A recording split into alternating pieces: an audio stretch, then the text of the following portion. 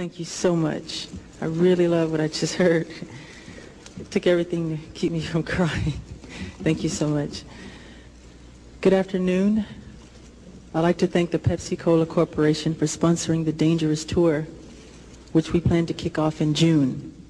The only reason I am going on tour is to raise funds for the newly formed Heal the World, an international children's charity that I am spearheading to assist children and the ecology.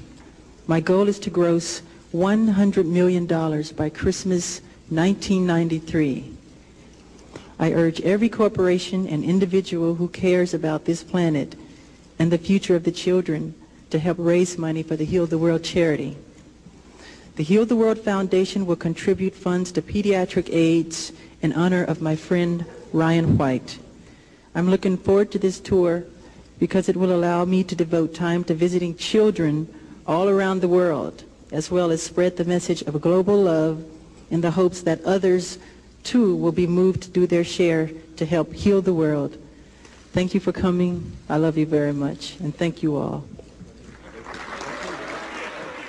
The mission of Heal the World, my mission, is healing, pure and simple. To heal the world, we must start by healing our children. Today, we come bearing gifts for the children of war-torn Sarajevo. In 1992, Sarajevo has become a symbol of so much that is tragic but avoidable in our world. Prejudice and ethnic hatred, the destruction of the environment, the shattering of families and of centuries-old communities.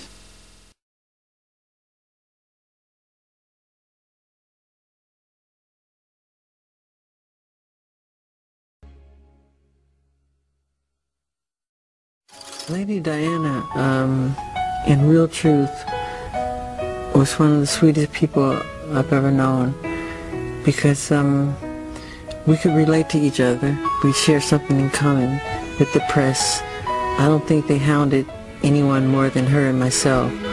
And we had a relationship, a very good relationship, where we would call each other late at night for me, and we would, you know, just talk about, just like cry on each other's shoulders, how hard and difficult and how mean the tabloids can be and how they lie and twist stories around.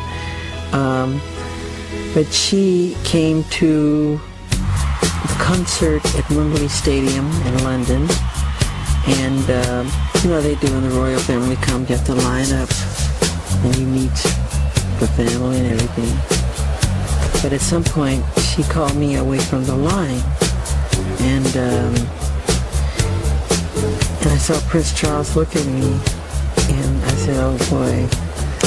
She said, "I want to talk to you." So I said, "Yeah, what's happening?"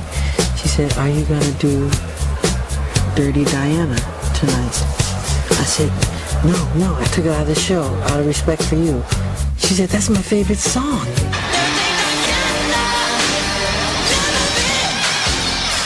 I said, "Are you serious?" I said, "I took it out of respect because Dirty Diana, you're in the audience." So at that point, I couldn't put it back in the show because it was too close to showtime.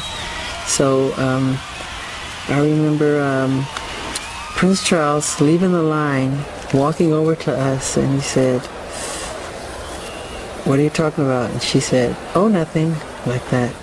So that was that story. And there's a couple of other ones, but I don't want to, you know, say too much.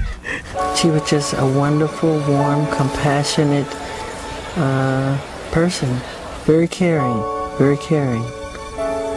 It was real. It wasn't publicity stunt. It was real. She really cared. I'm the same way.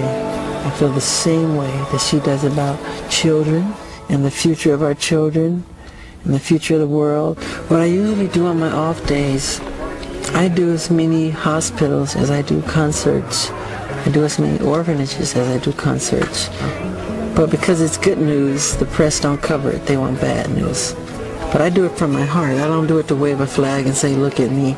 We bring bags of toys and posters and albums, and you should see how it transforms these kids. They jump up and down and they're so happy. This is Lisa Marie and myself at a hospital in Budapest. And I saw this little kid. His name was Farkas. He was very sick. He was green in the face, but he had this glow and this sparkle in his eye. I asked this nurse, what's wrong with this kid? She said that he needs a liver. So I said, does that mean he's going to die? She said, yes, he's going to die unless he gets a liver. I said, I'm not going to let him die, this sweet, sweet angel. No matter what it takes, I'm going to find a liver for him. So I sent my organization around the world. We went all over the place, and it took a long time. And I said, I'm not giving up. I'm not going to have this child die.